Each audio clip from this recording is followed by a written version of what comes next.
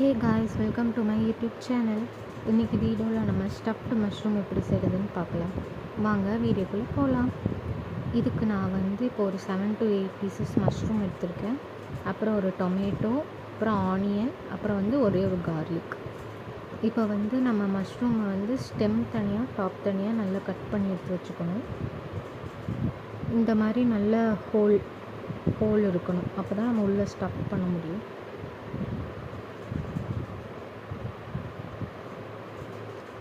அதுக்கப்புறம் டொமேட்டோவை நல்லா ஃபைனாக சாப் பண்ணிக்கோங்க, கார்லிக் ஃபைனாக சாப் பண்ணிக்கோங்க, அப்புறம் ஆனியனையும் நல்லா ஃபைனாக சாப் பண்ணிக்கோங்க. இப்போ கடாயில் நான் கோகோனட் ஆயில் யூஸ் பண்ணியிருக்கேன். அதில் நம்ம கட் பண்ணி வச்சுருந்தா பூண்டை போட்டு கொஞ்சம் நேரம் வதக்கிக்கோங்க. அதுக்கப்புறமா வெங்காயத்தை ஆட் பண்ணிக்கோங்க. வெங்காயம் நல்லா பிங்கிஷ் ஆகிற வரைக்கும் வதக்கிக்கோங்க.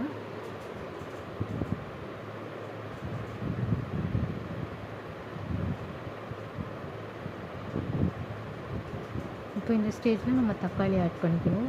அதையும் நல்லா வதக்கிட்டு நான் 1.5 ஸ்பூன் மிளகாய் பொடி போட்டிருக்கேன். அப்புறம் மல்லித்தூள் 1 ஸ்பூன், அப்புறம் கொஞ்சமாக பெப்பர், அப்புறம் தேவையான அளவு உப்பு போட்டு நல்லா வதக்கிக்கோங்க. ஒரு 5 மினிட்ஸ் கழித்து ஃபைனாக சாப் பண்ணி வச்சுருந்த இந்த மஷ்ரூம் ஸ்டெம்ஸ் இதையும் போட்டு நல்லா வதக்கிக்கணும். இப்போ மஷ்ரூம் இதுக்கு தேவையான அளவு உப்பு, கொஞ்சமாக மிளகா பொடி போட்டுக்கோங்க. ஏன்னா ஆல்ரெடி காரம் இருக்கனால நான் கொஞ்சமாக போட்டுருக்கேன்.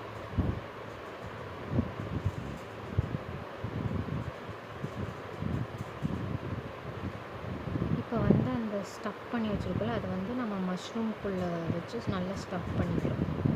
அடுத்து கோட்டிங்க்கு மைதா, கார்ன்ஃப்ளவர், அப்புறம் கொஞ்சமாக மஞ்சள் பொடி போட்டு நல்லா மிக்ஸ் பண்ணிட்டு இப்போ அந்த இதில் நம்ம மஷ்ரூம் போட்டு எடுக்கிறோம். அதுலேயும் கோட் பண்ணிவிட்டு அப்புறம் ப்ரெட் க்ரம்ஸில் போட்டு எடுத்து ஃப்ரை பண்ணிவிட்டு ரெடி.